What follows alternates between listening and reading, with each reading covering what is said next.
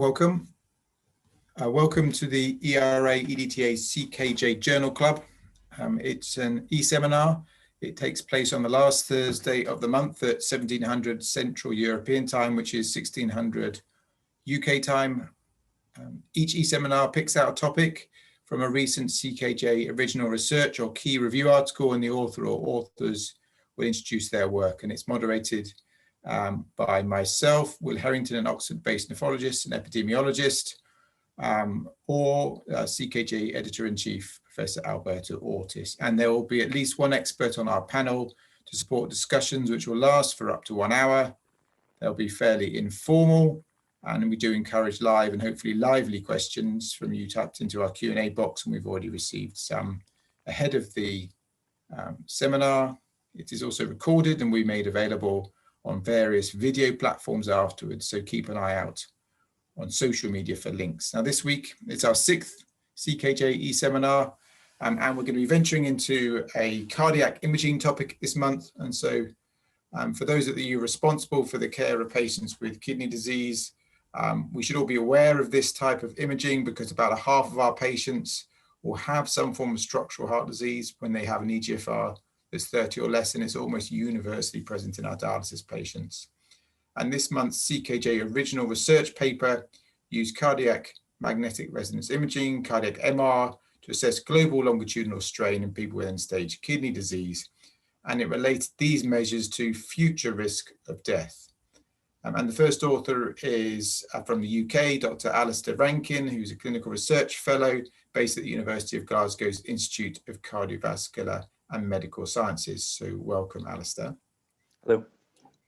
And we have 2 expert panelists today, Dr. Charlotte Buchanan and Professor Nick Selby from the University of Nottingham, which have links to the Peter Mansfield Imaging Centre, and they have specific interests both in MRI as applied to renal diseases, but also in the cardiovascular consequences of dialysis. So welcome, Nick and Charlotte. Thank you for joining. So I hope that today's discussions will be both educational as well as giving us the latest data on cardiac MR and end-stage kidney disease. And Alastair, just before you start your presentation, I'm just curious to what brought you personally to be interested in the subject. So I trained both undergraduate and postgraduate in Glasgow, and Glasgow has a very strong research background in cardiovascular MRI. And as you'll hear, we made, and in some ways led some of the field about 15, 20 years ago in some of these imaging techniques. And as I'll go on to explain, we had to backtrack significantly. And even 15, 20 years on, since we've been doing cardiac MRI in dialysis patients in Glasgow, we've been a bit of a 1 step forward, 2 steps back. There's lots of exciting new techniques to explore, and strain is one of them that I've been focusing on as part of my research, my PhD.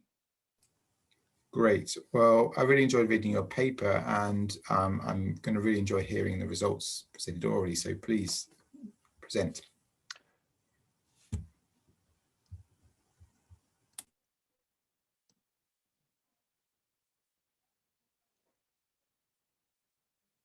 Hopefully you'll see my slides now. So as you've heard, my name is Alastair Rankin. I'm a renal trainee in the west of Scotland. I'm delighted to be here today. And the title of the paper I'm presenting is Global Longitudinal Strain by Feature Tracking Cardiovascular Magnetic Resonance Imaging Predicts Mortality in Patients with End-Stage Kidney Disease. These are my co-authors listed here and our affiliations. I have no relevant disclosures of interest. My academic research is funded by a charity government funding. And so we'll start then. As I'm sure you're all aware, patients with chronic kidney disease are at an increased risk of cardiovascular disease. This risk increases with the severity of CKD, such that patients with CKD stage 5 on dialysis have at least a 4-fold increase in the risk of cardiovascular events. Data from the US registry, the US RDS, suggests that up to 70% of prevalent dialysis patients have cardiovascular disease. And in many populations of dialysis patients around the world, cardiovascular disease remains the leading cause of death. Now, crucially, the cardiovascular phenotype that is seen in patients with CKD is different to that in patients with normal kidney function. There's relatively fewer atherosclerotic events, and more deaths due to sudden cardiac death and deaths due to heart failure. This increased risk has also been shown to be independent of conventional risk factors such as cholesterol, hypertension, diabetes, and even smoking. And there's reduced effectiveness for conventional treatments such as statins, angiography, and others. Now, CKD is thought to drive this excessive cardiovascular disease by two main pathophysiological processes. Firstly, there's excessive myocardial fibrosis, a term often referred to as uremic cardiomyopathy, and there's excessive vascular calcification. And I'm now going to focus on the heart, so we'll talk about myocardial fibrosis going forward. The cardiomyopathy of CKD is difficult to study for several reasons. While there are animal models of CKD, the animals do not live long enough to develop the milieu of complications that is seen in human disease. In the past, there's been some very successful studies that have used myocardial biopsy. I've listed two there. So one that showed the severity of fibrosis in the myocardium corresponds to the severity of CKD, with partial regression of fibrosis in patients undergo transplantation. And another study showing that myocardial fibrosis on biopsy is a strong predictor of mortality in these patients. However, myocardial biopsy is an invasive procedure. There is procedural risks involved with it, and there's a possibility of sampling error, whereby if you sample an area of scar, that's not going to give you a reflective answer. And ultimately, in a condition where there's no specific treatment, it becomes very hard to justify these risks, even for research purposes.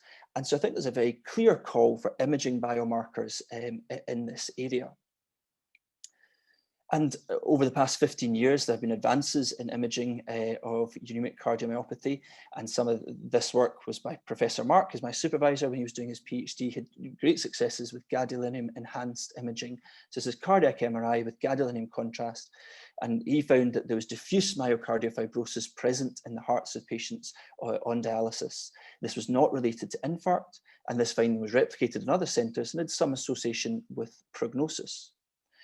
Unfortunately, the discovery of the link between nephrogenic sclerosing fibrosis and gadolinium exposure in patients with advanced renal failure really halted all further research in this field. The need for a new imaging biomarker in cardiovascular disease of CKD was then further intensified when this meta-analysis from 2016 found that left ventricular hypertrophy, which was really the cornerstone of as a cardiovascular surrogate outcome measure in patients with CKD, this meta-analysis found that it had no association with prognosis, essentially. So there's, I would argue, an urgent need for a better biomarker of cardiovascular disease and renal failure. And one of the tools we have is cardiovascular MRI. I'm aware that I'm a nephrologist. I suspect most of the audience will be nephrologists or interested in that way. And so I'll send a couple of slides very quickly going over cardiovascular MRI as some background. So a standard cardiac MRI or CMR lasts between 30 and 60 minutes. After some quick localizer images, you then want to acquire CINEs. So CINEs are ECG-gated video recordings of the heart through the cardiac cycle, and they're usually obtained in 4 views. If the technology works, you should then see the heart pumping through the cardiac cycle, and I'm not sure whether it's going to play or not. But this is a 2-chamber long axis view where you can see the atrial function, you can see the ventricular function. And by way of example, I've put corresponding echocardiograph pictures to show you the really excellent tissue detail you get on the cardiac MRI. So you do that in a 2-chamber view, you do that in a 4-chamber view. We'll see if we have any more luck with this video playing. And from that, you can work out the ejection fraction, you can work out the myocardial mass in a very similar way to is derived in echocardiography. The real advantage of the cardiac MRI, however, is that you can then take what's called a short axis stack. So you take slices through the myocardium, going from the base of the heart to the apex every 10 millimeters, and that lets you very accurately define the end diastolic and systolic volumes and very accurately look at myocardial mass. So standard cardiac MRI allows accurate and reproducible calculation of cardiac volumes to allow ejection fraction reporting of myocardial mass, wall motion abnormalities, and valve abnormalities. And there's some data suggesting that in patients with end-stage kidney disease, the benefits of cardiac MRI over echo are even more pronounced. So the cines are the workhorse of cardiovascular MRI. There are then additional sequences that can be done depending on the clinical or research indication for the scan. And many of these have been investigated in the past or are currently being investigated in patients with chronic kidney disease. But the one that I'm going to focus on now is myocardial strain. So myocardial strain assesses myocardial function by the percentage of muscle deformation during the cardiac cycle. So if you look at the cartoon here, the top two images show ejection fraction. You have a large end diastolic volume, the heart contracts during systole to make a smaller volume, and the percentage of that change in volume gives you your ejection fraction. The bottom two images in the cartoon show you strain. So in end diastole, the muscle is long, the muscle then contracts during systole and the muscle shortens, and that percentage shortening is what's referred to as strain. Now, strain can be worked out on echo, but it can also be done in cardiac MRI, and it can be done in two ways in cardiac MRI. If we use these cine images that have been acquired already, then we can use software, and that's called feature tracking strain, or you can take bespoke specialized sequences called tagging, which gives a slightly more accurate strain result. Now, during the cardiac cycle, the heart shortens in length, and that gives you global longitudinal strain. The circumference also narrows, and that gives you circumferential strain. And the heart muscle thickens, which is referred to as radial strain, and that's depicted in the pictures here. The output when you measure strain looks like this. So the top left graph is a circumferential strain. You can see that the heart's most relaxed at the beginning, then during systole, the circumference narrows by about 30%, giving a negative strain graph, and then goes back to relaxation in diastole. The bottom left is longitudinal strain, which is a similar pattern, whereas radial strain is a positive number because the cardiac muscle thickens during the cardiac cycle. So the hope is that strain measurement is a less volume dependent way to assess cardiac function and is hopefully more sensitive to myocardial fibrosis. There's now quite a lot of evidence in other patient groups, but by way of example, in coronary artery disease, feature tracking global longitudinal strain has been shown to be superior to left ventricular ejection fraction in patients with myocardial infarction. So we hypothesized that LV, global longitudinal strain, on feature tracking cardiac MRI would have an incremental prognostic utility over conventional imaging parameters such as LVH and ejection fraction for predicting all-cause mortality in patients with end-stage kidney disease. This is our methods. We pooled research cardiac MRIs that were done over a 14-year period in our centre. This did include a change in technology from a 1.5T to a 3T strength of scanner. We looked at patients who had CKD stage 5, who were either receiving renal replacement therapy or estimated to be within 6 months of receiving renal replacement therapy. The clinical data was retrieved from the renal database, and the CMRs were analysed by a single observer blinded to outcomes using specialised cardiac MRI software. And this is what the software looks like. So you can see that's a 4-chamber long axis view of the heart. We've drawn around the endocardial border in red, and then the epicardial border in green, and this is at end diastole. You then repeat that at peak systole. The computer tracks the movement of the myocardium to generate a strain curve like it's shown there. Our primary outcome was all-cause mortality, and we analysed this using Cox proportional hazards analysis. We looked at each CMR parameter on a univariable analysis and took the significant findings into a multivariable model. The multivariable model included pre-specified baseline clinical variables of age, sex, diabetes, heart failure, and previous myocardial infarction. Given the overwhelming effect of renal transplantation on survival in this patient group, we entered future renal transplantation into the model as a time-dependent covariate. And we used a backward stepwise regression to select the optimal model. In the end, we had 215 participants, which was pooled across 4 studies between 2002 and 2016. There was no difference in either survival or strain across that very wide-ranging follow-up of 14 years. The demographics are listed here. 60% were male, the mean age was 54, the majority of patients were white, and the majority of patients were on dialysis. That was 80% of the cohort.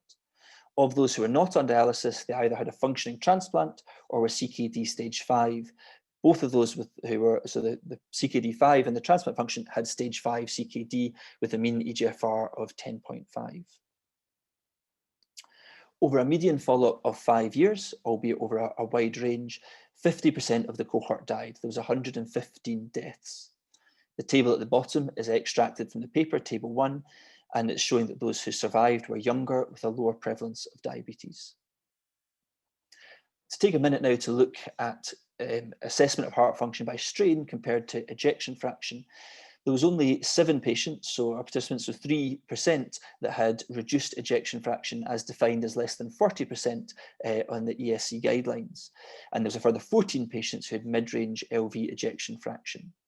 So over 90% of the cohort had normal ejection fraction, but actually half of those, so 112 or 57% of these participants with normal ejection fraction had abnormal strain measurements when defined as greater than -16%. This is a busy table taken straight from the paper looking at the regression analysis for all-cause mortality. The first ones I highlight on the left of the screen there are the univariable analysis, and you can see the age, future renal transplant, LV global longitudinal strain, LV radial strain, as well as some RV parameters, left atrial maximum volume and left atrial emptying fraction.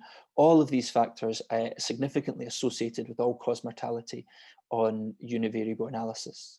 And these were then entered into the multivariable model as described. We ended up with 5 variables, 2 of which came from the cardiac MRI. So sex, age, and future renal transplant were associated with mortality. LV global longitudinal strain has a hazard ratio of 1.08. So very roughly speaking, for every 1% change in the LV-GLS, a deterioration in LV-GLS, you would expect an 8% change in mortality on average. And left emptying fraction with worse left emptying fraction associating with poorer outcomes. This is the Kaplan-Meier curve then, where we've divided the cohort based on quartiles of strain. The graphs are quite close together, but the difference in the first quartile and the worst quartile was significant there. We then put the data into a receiver operator curve to try to see whether there was a particular cutoff that was predictive to say this was acceptable strain, this was abnormal strain, and there really was not at all any discriminatory effect of one value. Strain is also known to differ by sex, and when we looked by men versus women, the association was lost when we looked at only male subjects. This is the same graph then looking at all-cause mortality, overall mortality by quartile of left atrial emptying fraction, and you can see the curves are a bit more separated, and there's a significant difference between the first with the third and fourth quartiles. We tried to look at cardiovascular mortality. On univariable analysis, LV global longitudinal strain had a positive association, but this was not present when we entered in the baseline clinical variables. And the last of the results slide I'll show you before I go into discussion. So this is each quartile of LV global longitudinal strain, and it's divided into patients who received a renal transplant versus those who did not receive a renal transplant. And the key take-home message here is that there was an overwhelming survival benefit in patients who received a kidney transplant, no matter how good or how poor their global longitudinal strain was. The bottom right graph is the worst quartile of strain, and still there's a separation in the curves. So to conclude, LV global longitudinal strain and left atrial emptying fraction on cardiac MRI independently associated with all-cause mortality, even when baseline clinical variables were accounted for and future renal transplantation was accounted for in the model. And this is a cohort where the vast majority had normal heart function by left ventricular ejection fraction. So in the discussion, I'll talk to a number of points that are outlined in the paper. I think firstly, we are reassured that the cardiac MRI findings are in keeping with previous reports looking at echocardiography. So LV-GLS can be looked at on echo, and there's been previous reports looking at that in patients with varying ranges of CKD, and there's 3 studies listed there. Each found it was an independent predictor of mortality. Echo has advantages over cardiac MRI. It is clearly much more widely available. It is cheaper, and there's really no contraindications to echo if you can get good windows. We would argue that MRI has additional advantages with improved image quality, less dependent on user expertise, and hopefully less vulnerable to fluid shifts. I think one of the striking findings from this cohort is the discrepancy between assessing heart function by ejection fraction versus strain. So to repeat that result, that 50% of the patients in this study with normal ejection fraction had abnormal global longitudinal strain. And there's biological plausibility for this finding. A previous study has shown that strain better correlated with fibrosis in animal models. And we would say that this finding suggests that clinical trials of antifibrosis therapies, for instance, mineralocorticoid receptor antagonists, are justified in patients who have significant CKD with abnormal strain measurements. A quick note on the lack of association between ejection fraction and mortality in this study. I think we can't read too much into that because there was such low rates of systolic dysfunction in the cohort, reducing statistical power. I have one slide on the left atrial emptying fraction, and I think this result is interesting, but we don't want to overplay the finding because this was not our primary hypothesis. There's been lots of data suggesting left atrial volumes are important prognostic factors in patients on dialysis and in patients with advanced CKD. However, the strength of the association was unexpected here. It's unclear if it's mechanistic in the pathophysiology of the cardiovascular disease seen in CKD, or perhaps more likely might be a surrogate for volume overload and diastolic dysfunction. And I think further studies are warranted. Part of the drive to look at this was trying to see whether LV global longitudinal strain would be a useful tool in assessing suitability for transplantation. Clearly, cardiac screening prior to transplantation is a controversial topic, with lots being written about it at present. I think from our data, we would suggest that it is unlikely LV global longitudinal strain is going to offer anything more than existing tests for assessing suitability for transplantation. And that's because there's no LV-GLS too good or too poor to benefit from renal transplant in our cohort, assuming all other factors being equal, that they were otherwise eligible and a reasonable recipient to receive a kidney transplant. We are aware this is retrospective data, and as such, there'll be significant selection bias and immortal time bias, but I'm not sure we're going to get better evidence to answer that question. The study clearly has some limitations. This is a retrospective study. The cohort was younger than most prevalent dialysis populations, and I think is really more akin to a transplant assessment population. And we were unable to rigorously identify cardiovascular outcomes, especially non-fatal cardiovascular events, and that is a weakness of our data. So to list our key findings again, we found that LV global longitudinal strain on cardiovascular MRI was associated with all-cause mortality, independent of baseline clinical variables and future renal transplantation. This effect was present even when 90% of the cohort had normal left ventricular ejection fraction.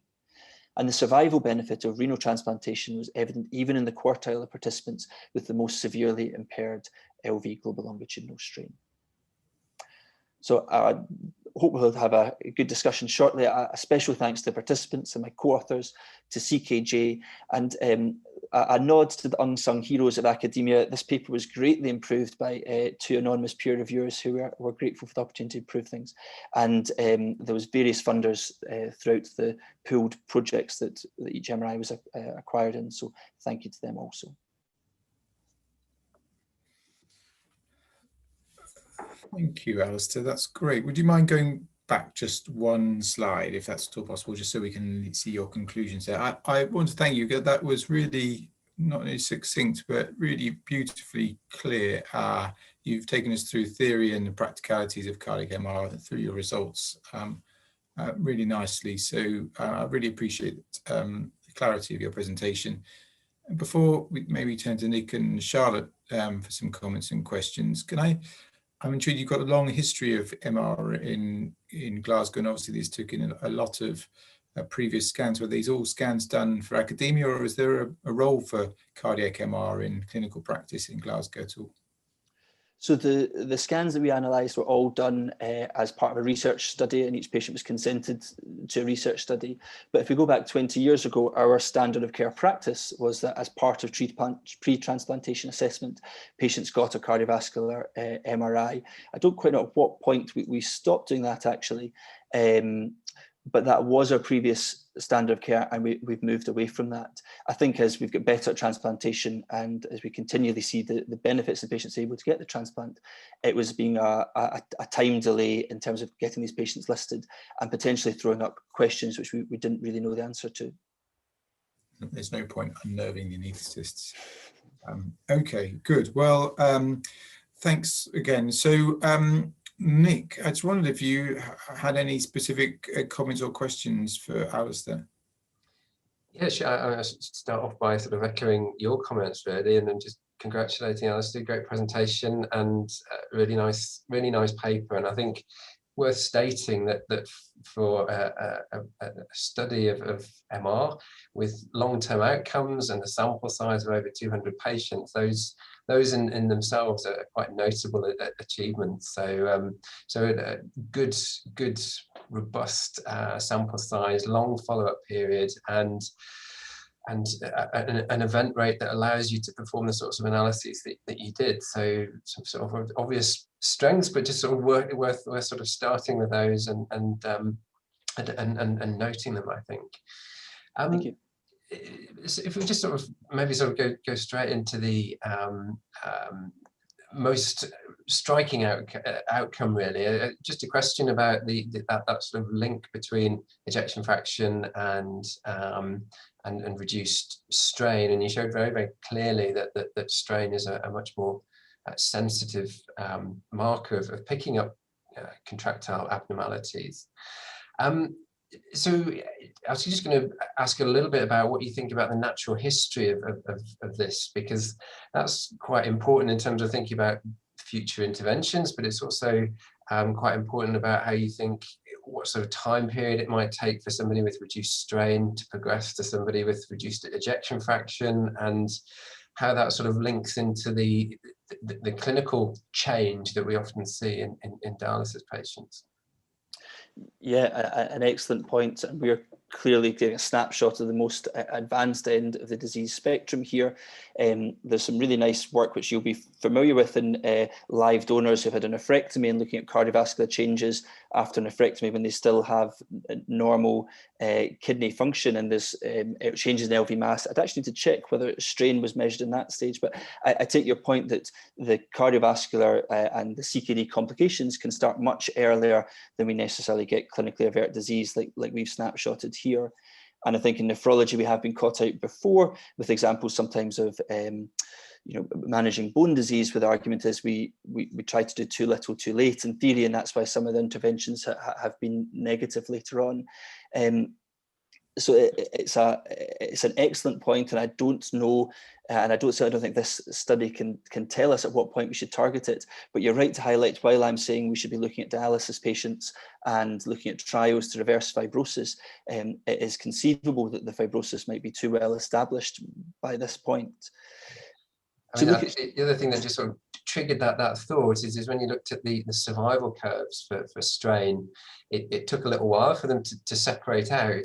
So I think they really started to separate after 3,000 days or something like that. So you're picking people up quite early. So you recruited people with preserved ejection fraction, seeing the difference at the baseline, but actually you're predicting outcomes quite a long way in the future. And again, that's harder to do. It's easier to pick up shorter term changes. So that was that thought. And then just sort of the subtext to that is whether you had any patients in the study, even if it's just a small number, who might have had more than one MR. So you could look at longitudinal change and pre and post starting dialysis, or dialysis having a transplant.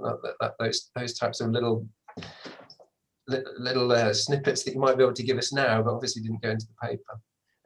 Absolutely, that's a really key group that we want to look at, and I think we'd benefit from hopefully doing a multi-center collaboration with other units to get those numbers up. A minority of the patients in the study had repeat CMRs. One of the pooled studies was an intervention trial. That intervention was negative, and therefore arguably we could look at their repeat CMRs. I would hope on a UK-wide scale we would be able to collaborate with others to answer that question, because what you allude to there is absolutely crucial in that is global longitudinal strain modifiable. It's all well and good if it's a prognostic indicator, but if it doesn't change with a patient's changing prognosis, and if you can't reverse it, then that's less useful clinically. There is some cause for concern as to whether strain will be reversible. So for instance, one study looked at change in cardiac MRI after transplantation, and they found that radial strain improved, I think circumferential strain improved, but actually global longitudinal strain, which in other groups is always the strongest predictor, the most sensitive marker, actually didn't improve. That was a short-term study. I think that was about a year's follow-up. Similarly, I'm aware of one study in patients with heart failure and diabetes who had improvement in cardiac MRI after an SGLT2 inhibitor, but although volumes improved, actually strain didn't improve again. Now, that might not be a cause for concern, because we might be seeing strains looking at fibrosis. Fibrosis takes longer than a year to notice a change, and therefore might be more meaningful. But you're right, the next step to suggest any utility of global longitudinal strain is seeing whether it changes, prognosis changes with changes in strain.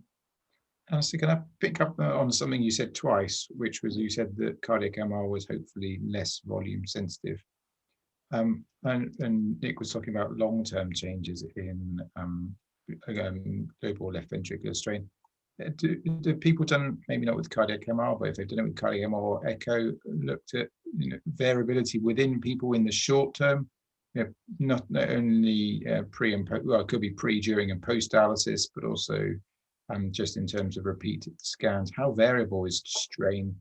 MR is obviously capturing it in one moment in time. You're on with the right audience, because Charlotte and Nick have done that very, very impressively with their intradialytic CMR. So I'll let them speak in a second about that. Yeah, part of my research, which we've not reported yet, is looking at changes in removing fluid on dialysis to see whether volumes change, and it's not published yet, but heart volumes definitely changed. Strain didn't change, and I'll let Charlotte and Nick say about their findings of their Jason intradialytic paper. Charlotte, you go for it. Thanks. So yeah, we had a paper a few years ago looking at intradialytic changes, cardiac changes in patients whilst they were being scanned. So we scanned them pre-dialysis, 3 times during the dialysis treatment, and then once post-dialysis. And we had a number of cardiac measures included in that, but one of them was cardiac strain. We measured it slightly differently. So we used a tagging technique, which you mentioned in your slides. And from that, we saw quite a striking change in the strain values in the left ventricle, in the long axis in particular.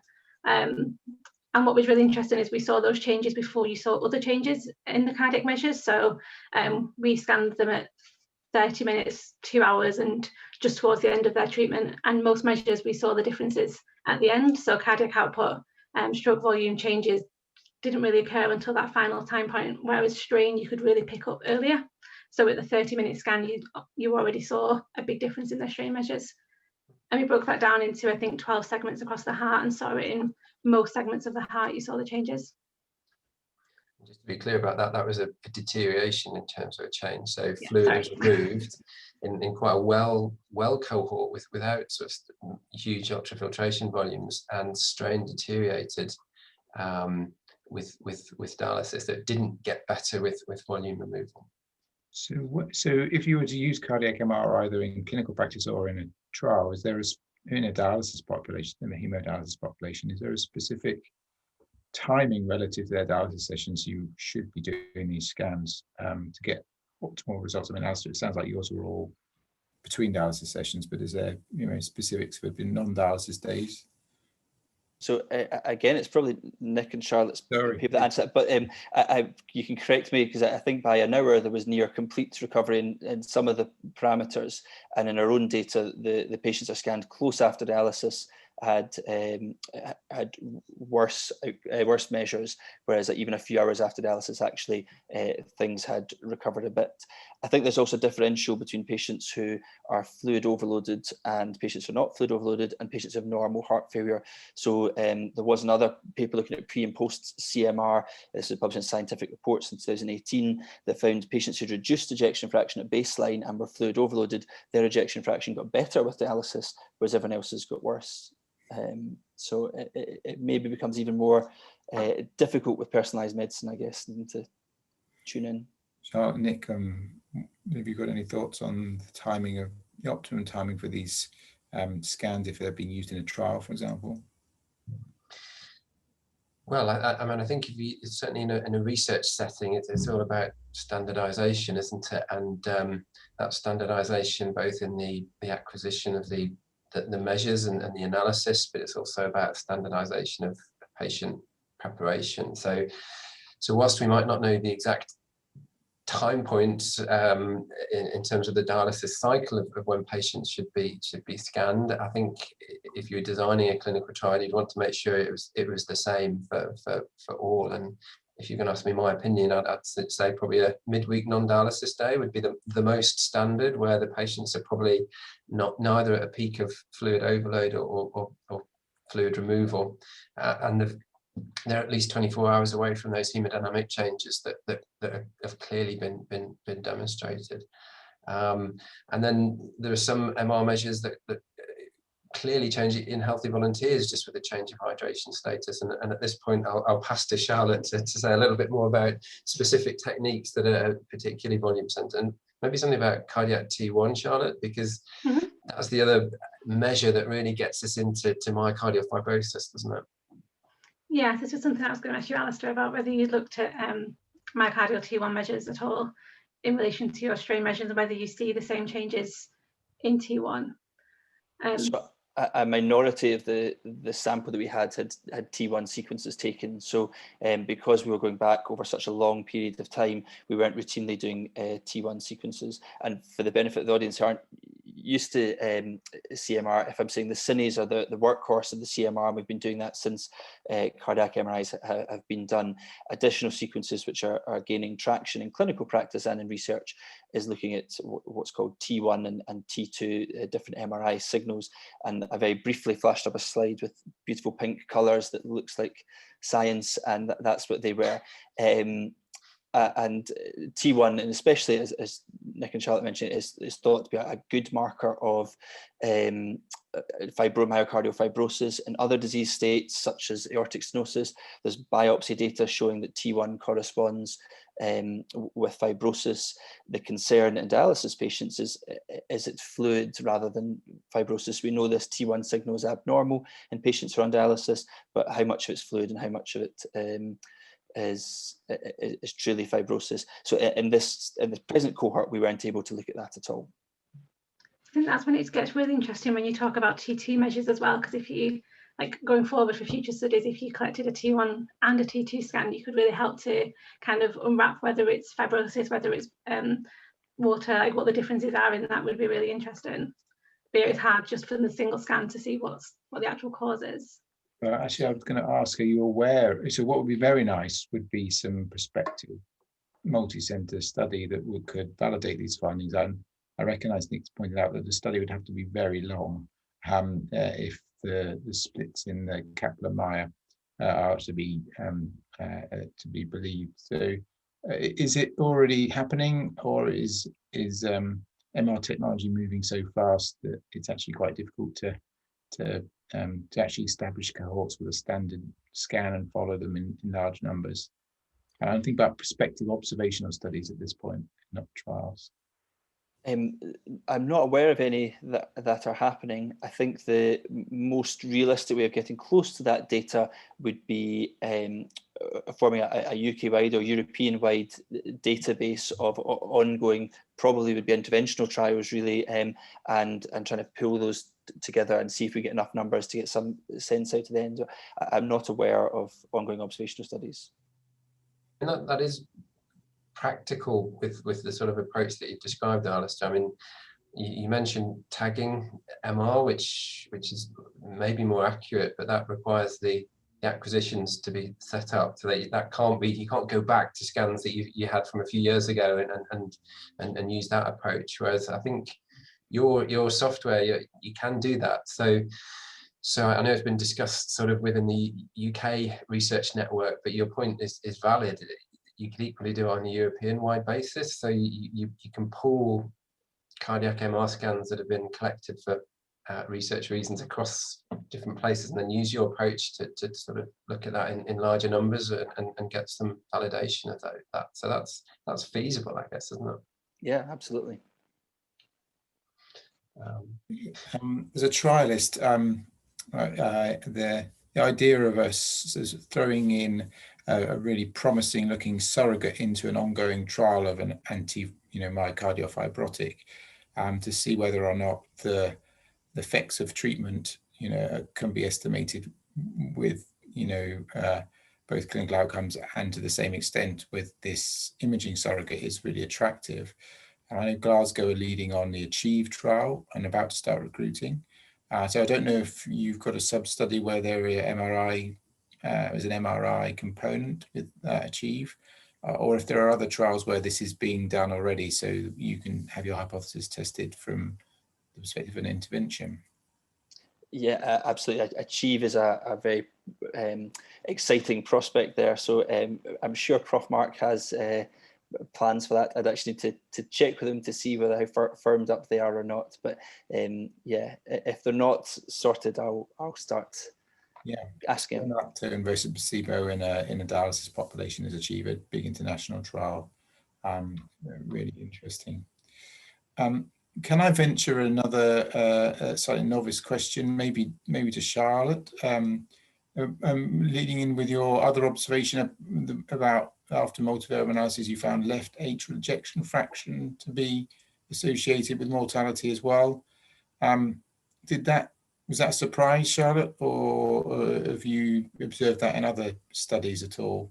And which one of them do you think this is? Is it a chance finding, or do you think it is a measure of diastolic dysfunctional fluid overload? So from the studies that I've done before, it's not something I've observed, but it's also not something I've measured. So, and for the answer of whether it's a chance finding or if it's actual result, I don't think I'm the one to answer that because I'm more of the MR physics background. So I don't really, the clinical side, maybe Nick would have more of an opinion on that. I mean, I think it's an intriguing finding, wasn't it? And I think getting into the detail about whether it's a contractile thing or whether it's a volume status thing is quite important. And I guess if you had any data, Alastair, on volume status or mean ultrafiltration volumes in the group, anything like that might have been, you could have then put into your sort of survival, multivariable survival analysis to see if that altered the separation between the lines. Would have been one way to sort of unpick that, I guess, wouldn't it? Yeah, and we did have a look, but they just didn't have enough granular data to get reliable or meaningful output from that. But going forward, I think that's something, the volume question will be key in anything else that looks at that. Can you repeat how you measure volume with a cardiac MR? I mean, our echocardiographers do various things to say, oh, your patient's overloaded and I compressed the vena cava and it wasn't compressible. How do you do that with a cardiac MR or cardiovascular MR? So Nick or Charlotte might know more. I mean, I think in very simple terms, so end diastolic volume is a very crude assessment, does change with fluid status.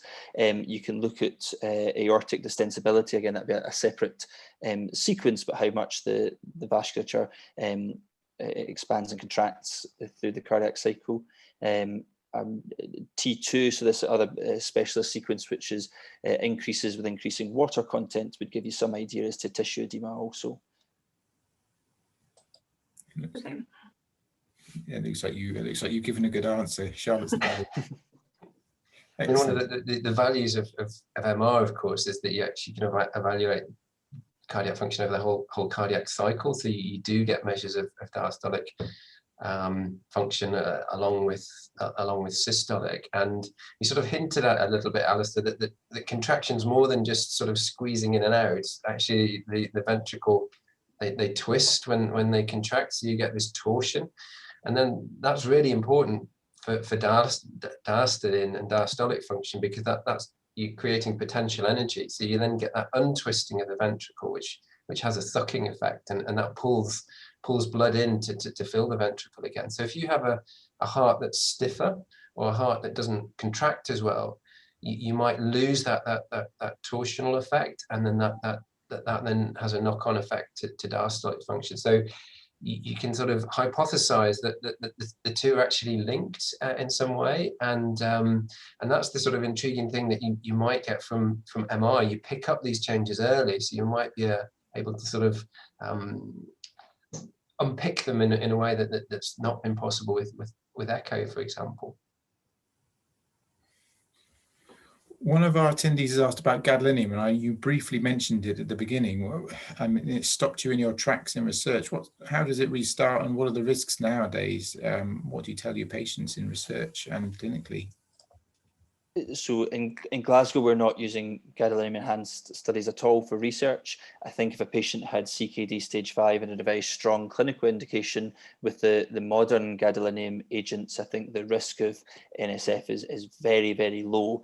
And in that setting, about a clinical indication for the scan, I think most would say if there's no alternative, then the patient should get the gadolinium, and the benefits outweigh the risks. In a research setting, that's difficult. We have had in the past research patients who have developed nephrogenic sclerosing fibrosis and have been stung by that. Just last year, there was a paper that was retracted, having been published, having used gadolinium in dialysis patients, and was retracted on ethical grounds because it was felt it wasn't appropriate to have done that.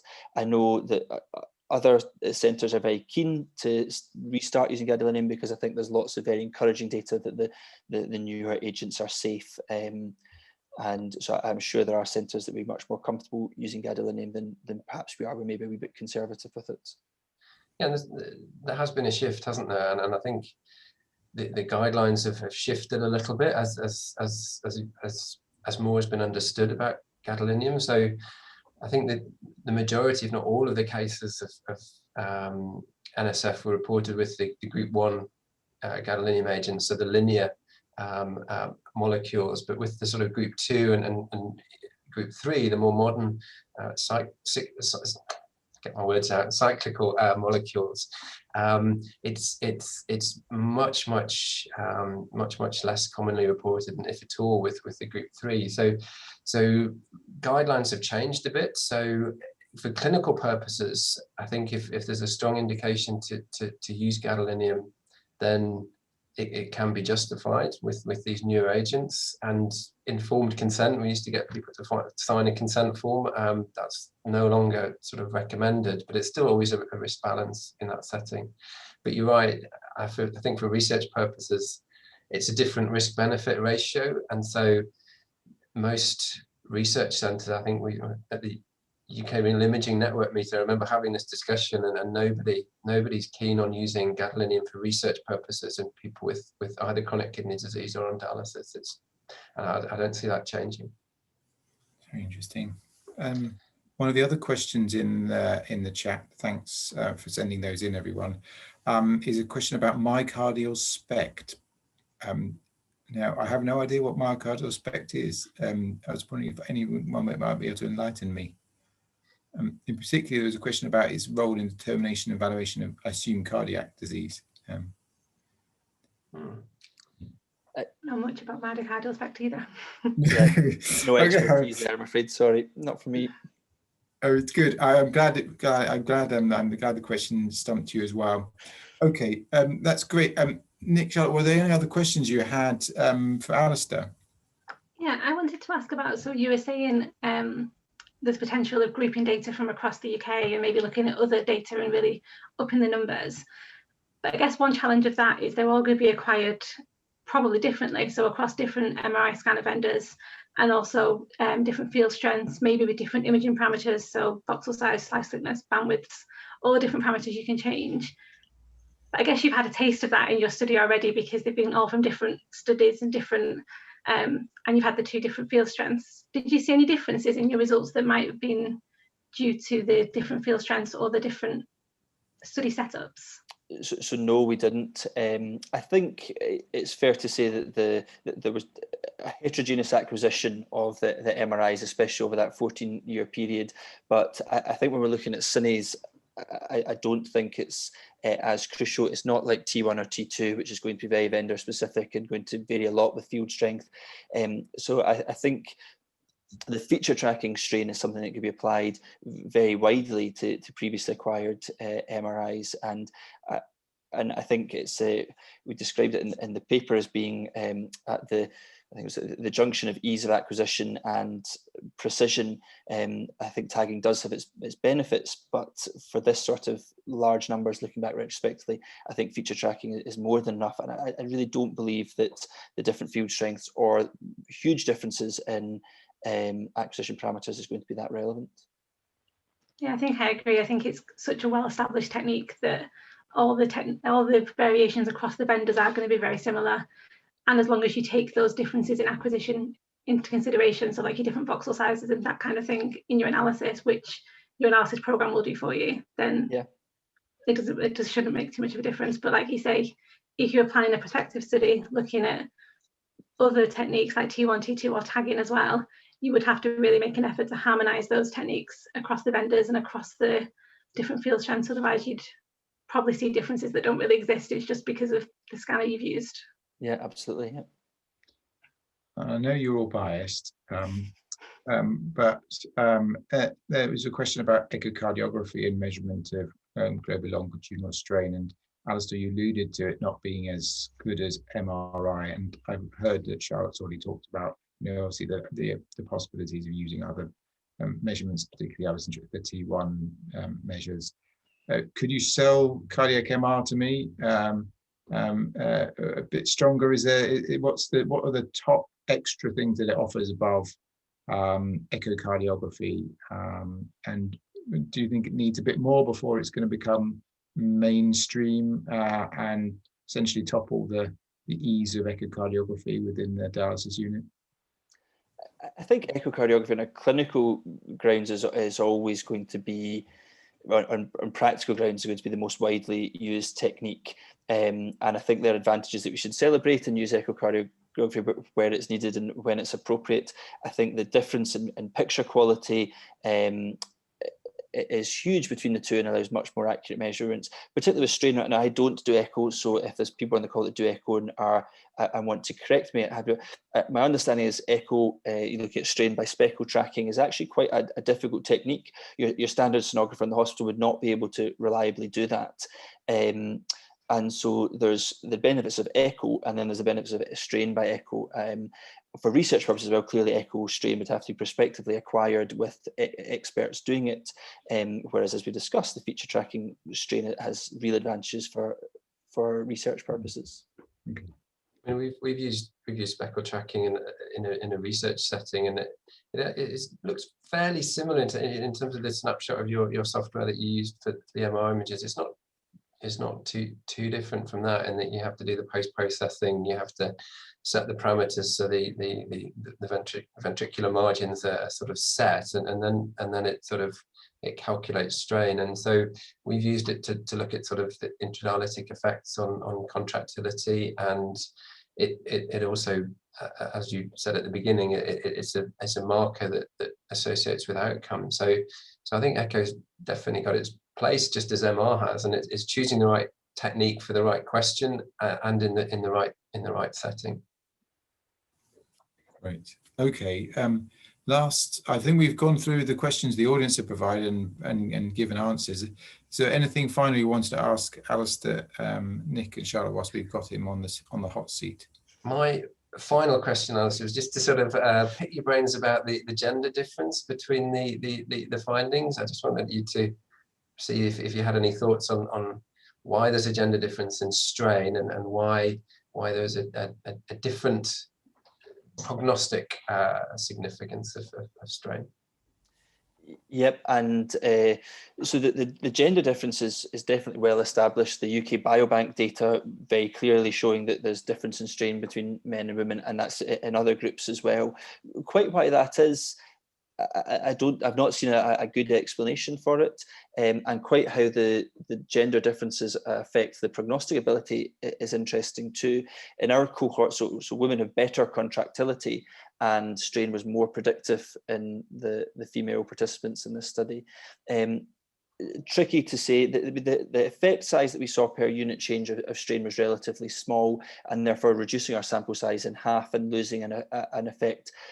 I didn't want to read too much into that. I think it does suggest there's some vulnerability in the positive finding that we found across the whole group, that effect size is small. I've not seen a satisfactory answer why strain is different between the sexes, or indeed which sex it might be, or whether there's a differential prognostic benefit by men versus women. So just as a statistical question, you saw an 8% increase in risk per percent increase in strain. What was the point estimates for men and women? Were they really different from each other, or was just one was remained a significant result and the other one became non-significant? Yeah, the latter. I would need to go back and see what the point estimates were. I don't have it, but yeah, I think the number was the point estimate hazard ratio still suggested strain was prognostic, but then the confidence interval crossed. So its size, I think, potentially is one other explanation. Great. Well, I mean, that's been so interesting. I really enjoyed that. Thank you very much, Alastair. I think we need to call time on the e-seminar now, but thank you to yourself and also to our expert panelists, Charlotte Buchanan and Nick Selby. It's been a bit of a UK imaging network discussion, but it's been great to bring that to CKJ. I've learned all about global longitudinal strain.